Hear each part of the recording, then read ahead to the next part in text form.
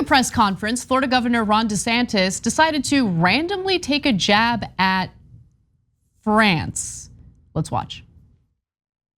A lot of other places around the world, they just fold the minute there's any type of adversity. I mean, can you imagine if he went into France, would they do anything to put up a fight? Probably not. And so those folks, are stepping up, but there's a lot of problems, I think, between now and then. And I think, unfortunately, it's going to end up very, very ugly over the next weeks and months. That guy aspires to be the president of the United States. Like, just let that sink in for a second. He wants to be the president of the United States, and he has no grasp of world history. I would venture to say he probably has no grasp of American history.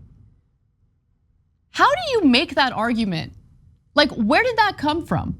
Like, why would he think that France would just immediately give up as soon as it gets invade? Does he not know anything about France? Anything about, I don't know, world wars that have happened? So France, first off, just quick details, which I'm sure all of you already know. You guys are probably more qualified to run the country than Ron DeSantis, just based off that idiotic comment he just made.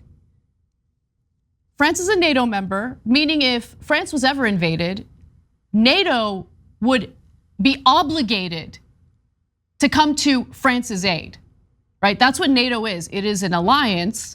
So if France were attacked, all of its NATO allies would have to get involved and help. So that makes France pretty powerful considering how many countries are part of NATO. But that's just the tip of the iceberg. It's also kind of relevant that France is also a nuclear power. They have 300 nuclear warheads. Okay, but there's more. It's the third most powerful nuclear power, by the way. You've got the United States, Russia, and then France. Germans have invaded France. I don't know if Ron DeSantis is aware of that. 1940s, like France was dealing with Germany invading, and did they just give up? No, they fought back, obviously. I'm talking about World War II here, and a lot of French troops died as a result. Anywhere between, by the way, World War I, of course, they also fought in World War I, that's clear. And they lost millions of troops as a result of that. Same with World War II, in 1940, the Battle of France. France and Britain fought back, of course.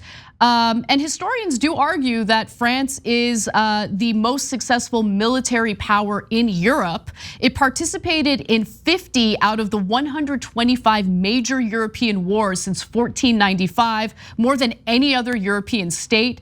Out of the 169 battles it fought since 387 BC, they've won 109, lost 49, and 10 of those battles were a draw. But according to Ron DeSantis, who just assumes that every country is weak and pathetic other than the United States, France would immediately give up if it got invaded. That guy wants to run for president. He wants to run for president. And what's even more mind-boggling is that he's the smarter one out of the matchup between Trump and DeSantis. Like that, let that sink in. Let that sink in. It's embarrassing, man. Like the proud, like the flaunting of idiocy that you see in this country is so embarrassing. What was that? Later in or actually in the very beginning of that press conference, he also decided to scold the students that you see in the video behind him because they were all wearing masks. And he was very offended that they were wearing masks. He decided to call them out for doing it. And a few of the students got bullied into taking their masks off. But let me just say, while the one student directly behind him did take his mask off, got pressured into doing it, big ups to those two other students who are like, no, I'm keeping my mask on. You can go suck it. It's just amazing, it really is. What a clown. Anyway, so there you have it.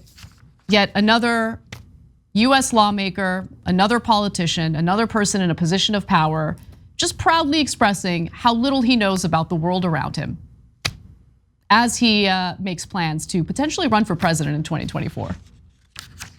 What a joke. Thanks for watching the Young Turks. Really appreciate it. Another way to show support is through YouTube memberships.